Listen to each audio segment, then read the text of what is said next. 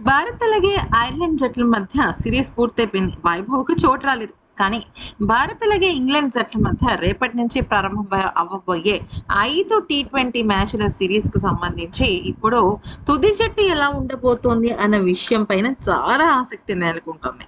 IPL 2026 సీజన్‌లో పరుగుల వరద పారించి ఆరెంజ్ క్యాప్ గెలుచుకున్న 15 ఏళ్ల యువ సంచలనం వైభవ్ సూర్యవంశీ ఎట్టకేలకు అంతర్జాతీయ క్రికెట్‌లో అడుగుపెట్టబోతున్నాడు. ఇంగ్లాండ్‌తో బుధవారం జరిగే తొలి టీ20 మ్యాచ్‌లో ఈ యువ విస్ఫోటకం బ్యాటర్ టీమిండియా తుది జట్టులోకి రావడం దాదాపు ఖాయమైపోయింది. వరుసగా విఫలమవుతున్న ఒక ఆటగాడి స్థానంలో వైభవ్‌కు చోటు దక్కనుంది. ఇటీవల ముగిసిన ఐపీఎల్‌లో వైభవ్ అదరగొట్టేశాడు కదా!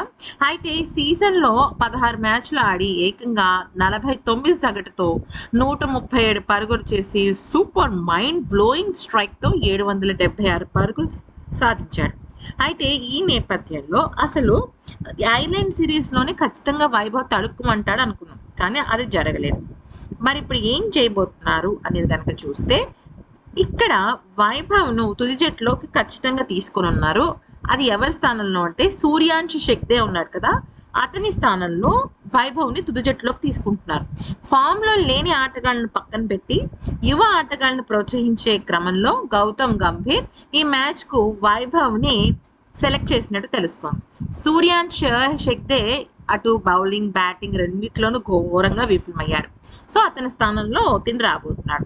ఓపెనింగ్ వచ్చేసరికి మనం చూసినట్టయితే ఈసారి ఖచ్చితంగా వైభవ్, అభిషేక్ శర్మ ఇద్దరు బరిలోకి దిగుతారు.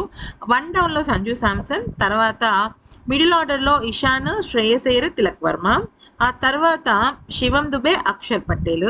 పేస్ బౌలర్లలో గనుక చూసుకున్నట్టయితే హర్షిత్ రాణా, హర్షదీప్ సింగ్, ఇంకా ప్రిన్స్ యాదవ్ వీళ్ళు ఉంటారనమాట. సో, ఇది తుది జట్టు. ఈ తుది జట్టు ప్రకారం తీసుకున్నట్టయితే మాత్రం భారతదేశపు క్రికెట్ అభిమానులకి పండగనే చెప్పుకోవచ్చు. ఈ వీడియో నచ్చితే like, share and subscribe. Thank you for watching.